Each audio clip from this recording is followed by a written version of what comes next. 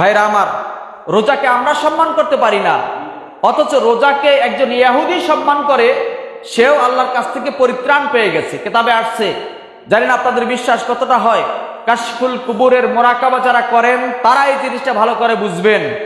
একজন ইহুদি তার সন্তান নিয়ে বাজারে গিয়েছিল। বাজারে যাবার পরে সন্তানকে রাইখা সে এক জায়গায় বাজার করতে গেল।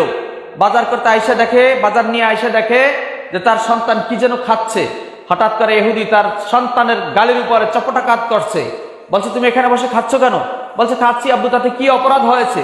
বলছে, তুমি কি জানো না এটা মুসলমানদের রমজানের মাস, মুসলমানরা এই মাসে সিয়াম সাধনা করে, অতএব তাদের রোজাকে, যাতে তাদের রোজার উপরে কোনো অপমান না আসে, গ্লানি না আসে, তারা যাতে অসম্মান বোধ না করে, তুমি এই কাজটা কেন করলে, এই গর্হিত কাজ?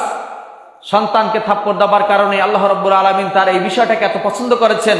ওই ব্যক্তি যখন মৃত্যুবরণ করেছে, তখন ওই জগতের একজন মস্ত বড় আল্লাহর ওলি তিনি খাবে দেখেছেন যে ওই ইহুদির সাথে তার স্বপ্নের ভিতরে কথা হচ্ছে।